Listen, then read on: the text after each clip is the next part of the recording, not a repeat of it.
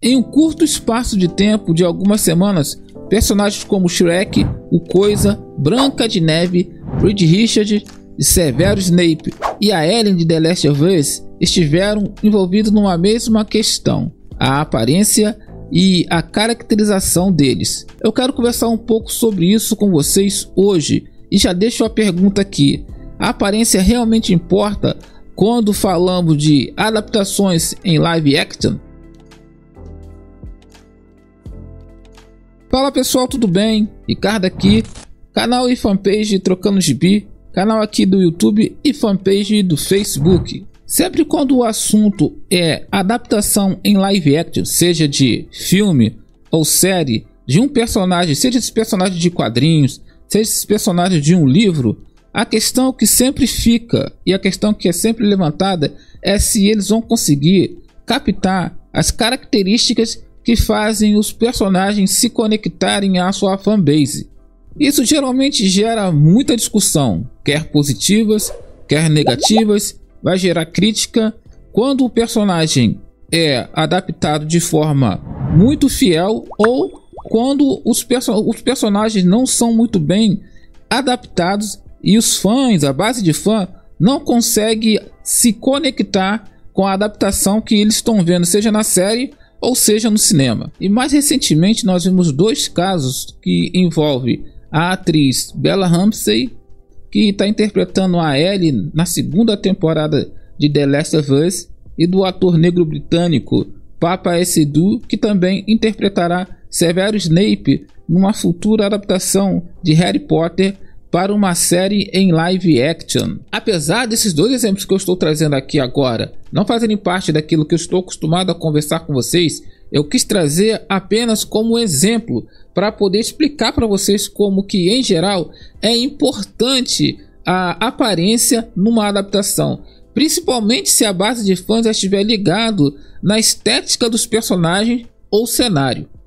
Eu comecei falando aqui do Shrek porque algumas semanas atrás saiu as primeiras imagens da nova animação do Shrek e eu vi muita reclamação da base de fãs do Shrek falando sobre a aparência, sobre a nova animação e também a nova forma em que eles estão fazendo a animação.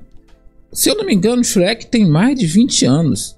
Essa animação já é bastante antiga e já está no quinto filme. Isso significa que teve pessoas que cresceram com esse filme, teve pessoas que cresceram com essa animação e estava acostumado com a aparência antiga. Na verdade, ali o que eu vi foi algumas reclamações nos trejeitos do boneco, nas caras e bocas em que ele estava fazendo, que não se assemelhava muito com o Shrek clássico que eles conhecem na verdade. E toda vez que há alguma mudança numa obra em que já há uma base de fãs consolidadas e essa base de fã não consegue reconhecer ou não concorda com aquilo que for mexido, com certeza vai haver muita reclamação, porque o fã ele não admite que aquilo que está dando certo seja mexido. Eu sou um cara que gosta muito de animações e geralmente eu assisto tudo quanto que é tipo de animação. Apesar disso, eu não faço parte da base de fãs do Shrek, mas compreendo quando a base de fãs dele reclama de algo que não está agradando. Eu mesmo não consegui ver diferença sobre aquilo que eles estavam reclamando, mas se eles viram algo que não agradava, eu concordo que eles possam reclamar disso e fazerem o barulho que eles tiverem que fazer. Como eu disse, num curto espaço de tempo, em algumas semanas, nós tivemos muitas reclamações, ou melhor dizendo, discussões sobre adaptações e sobre estética das adaptações de alguns personagens. E um deles foi o Coisa. Quando foi lançado o primeiro trailer de Quarteto Fantástico Primeiros Passos, a primeira coisa que chamou a atenção foi o Coisa. E tá aí, gente, tá aí o primeiro visual do Coisa nos quadrinhos. E lógico que com o tempo o personagem foi passando na mão de vários artistas e foi ganhando algumas características que ele não tinha, e mais mantendo mais ou menos ali no seu rosto, né, a sua característica principal, que é esse nariz pequeno, os olhos separados e pequenos também, e essa porção em cima dos olhos, né? Essa musculatura em cima dos olhos.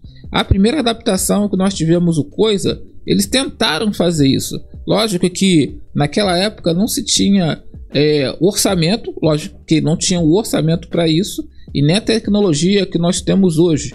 Mas nos filmes seguintes, isso foi sendo, vamos dizer assim, lapidado, foi sendo cuidado com mais carinho. Ali em 2007, você já tem uma aparência um pouco melhor, mas ainda não é o ideal. Quando chegou em 2015, nós tivemos outra adaptação de Quarteto Fantástico e, sinceramente, o Coisa ficou muito fora daquilo que nós estamos acostumados a ver nos quadrinhos. Eu até disse que em outro vídeo que ele aqui está parecendo muito mais o Korg do que o Coisa. Apesar que na computação gráfica, no CGI, ele parece um bonecão, né? E essa adaptação aqui foi a adaptação que trouxe o Coisa muito maior, monstrão mesmo. E nos quadrinhos ele tem alguns desenhistas que traduzem ele como esse monstrão. Apesar de no original ele ser de uma estatura mediana ali de um homem comum, né? Agora em Quarteto Fantástico, Primeiros Passos, eles conseguiram trazer uma adaptação fiel aos quadrinhos, apesar que algumas pessoas preferem a adaptação de 2007 e outras acharem que aquela adaptação ali de 2007 é mais fiel do que essa. Não tem como você dizer que essa adaptação do próximo filme de Quarteto Fantástico não está praticamente idêntica ao dos quadrinhos. Uma pausa aqui rapidinho. Se você está gostando do vídeo e não é inscrito no canal, se inscreve aí e acione o sininho das notificações para você não perder os próximos vídeos. Aproveita também e dá um like para que o vídeo possa ter relevância e o YouTube entender que você gostou do vídeo. Comenta alguma coisa também sobre o assunto para eu poder saber o que você acha. Eu prometo que eu vou ler e vou te responder. Bora voltar aqui pro vídeo. O Coisa do Quarteto Fantástico é um desses personagens que esteve no centro das discussões em relação à aparência e à estética dele na adaptação para o cinema, já que se trata de um novo filme do Quarteto Fantástico agora no contexto do UCM.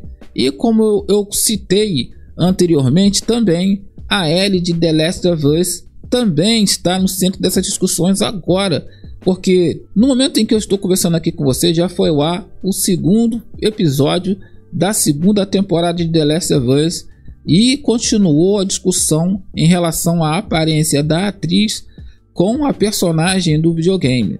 Eu jogo o videogame, eu joguei o primeiro jogo, tô jogando o segundo jogo, e se você quiser acompanhar algumas lives minhas que eu faço aqui no YouTube, vou deixar o link aqui embaixo. Não é nada demais não, é só uma brincadeirinha que eu faço e eu tô jogando The Last of Us Parte 2. Voltando aqui, a Bella Ramsey, a atriz que está fazendo a Ellie nessa segunda temporada também, tem sofrido muito hate dos fãs.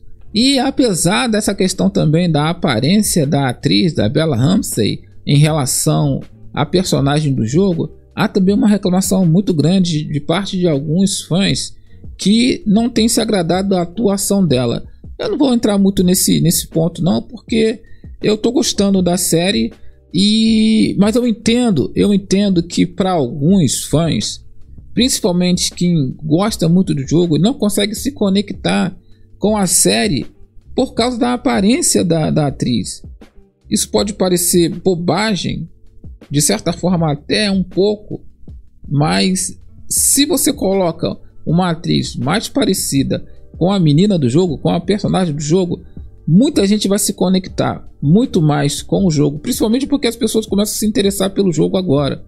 Há uma outra situação também, que além da questão da aparência, também já tem um certo, vamos dizer assim, ranço do jogo, porque ele, além dele matar o Joel, além de matar o Joel, né, como é falado no jogo, que é o Joel, além dele morrer no jogo, o jogo ele vai se concentrar muito mais na questão da Ellie por vingança e também da Debbie, que acabou de se vingar por um ponto ali, que foi a morte do pai dela, que fazia parte de um daqueles médicos que estavam dispostos a criar uma vacina, a criar uma cura através do DNA da Ellie.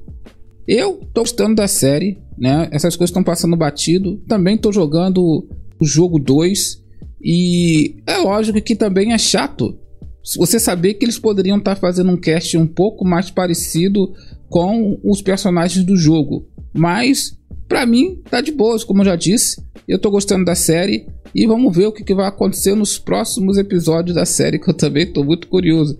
Agora, você também tem o Pedro Pascal que faz ali o Joel, e realmente ele, no que diz respeito à caracterização, não tem assim tanto que falar, não tem tanto que reclamar. Tá dando para passar, mas no que diz respeito à personalidade, e a personalidade do Pedro Pascal fazendo o Joel em relação ao Joel do jogo tem muita diferença. E falar em Pedro Pascal, nós temos ele também como Reed Richards, e aí aqui para mim eu não consigo olhar para o Pedro Pascal e passar para mim aquela vibe ali do Reed Richards, principalmente que você pode ver que nessa imagem o Reed Richards de barbudo, bem barbudo. Em momento nenhum eu não me lembro de ver o Reed Richards de bigodinho, e o Pedro Pascal tá sempre com esse bigodinho. Todos os personagens que ele faz, tirando ali o Maxwell Lord de Mulher Maravilha 84, se eu não me engano, tirando ali, você sempre tem ele com essa caracterização, né? E parece que o cara não se esforça para poder se parecer um pouco com o personagem. Logicamente que aqui também você vê ele barbudo, isso também não é uma característica habitual do personagem, do Reed Richards. Você tem ele muito mais sem barba. E tem que passar um pouco de credibilidade.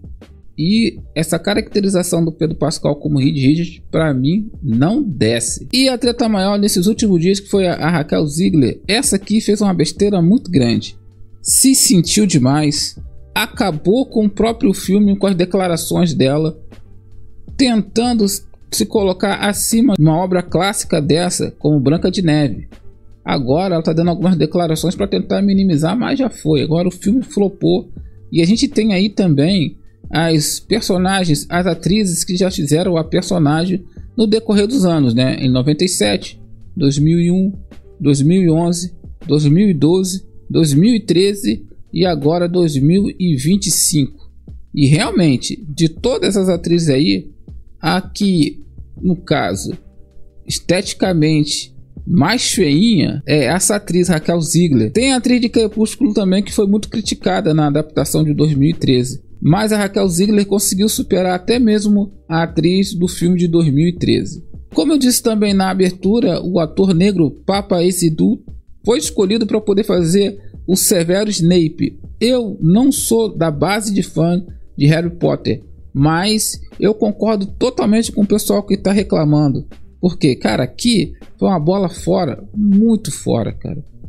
Muito fora. E para você ver como são os fãs, eles são capazes disso aqui. Eles pegaram ali, fizeram um post com a versão dele de 1969, a versão dele de 1976 e a versão mais conhecida de 1992. E colocaram logo abaixo essa versão de 2005. Você pode ver que está em inglês ali, a evolução do Severo Snape. Isso para mim foi um tiro no escuro. Isso aqui também, para mim, é uma afronta à base de fãs de Harry Potter. Eles não poderiam ter feito isso. Ah, mas não tem o que dizer. Não tem o que dizer. Se você tem as versões deles anterior, como aquilo ali que a gente está vendo aqui, e agora coloca um cara negro para poder fazer o papel de um personagem que, segundo a base de fã, eu não posso falar com propriedade porque eu não sou leitor da obra de Harry Potter, mas eu li muitos fãs reclamando e falando que na obra a descrição do personagem é de um homem branco. Se a base de fã está dizendo isso aí, eu não entro nessa treta dizendo que eles estão errados. Não interessa para mim essa questão de diversidade em algo que os fãs têm paixão. Essas coisas aqui, gente, é aquela situação que a paixão está acima de tudo, está acima da coerência, da razão e de tudo mais. Então aqui eu acredito que o pessoal que é responsável por essas adaptações tem que levar em conta a opinião dos fãs. Mas parece que eles fazem isso de sacanagem, cara. Parece que eles fazem isso para poder provocar os fãs, porque sabe que o fã vai reclamar. O fã mais ardoroso, o fã mais radical, ou melhor, o fã mais apaixonado vai sempre reclamar e o fã vai sempre estar com razão. E outra polêmica que está surgindo no horizonte é sobre o Predador. Vai ser lançada uma série sobre o Predador e parece que os fãs não gostaram muito da estética desse novo Predador. E realmente, eu quando vi, eu falei assim, pô, tem alguma coisa estranha nesse Predador. Alguma coisa que tá estranho. E eu fui procurar as imagens do Predador, fui procurar as imagens clássicas do Predador e logo de cara você vê, cara. Logo de cara você vê o rosto, a face do Predador. Apesar de ali os olhos e a boca serem semelhantes, a porção superior ali da cabeça, né, é totalmente diferente.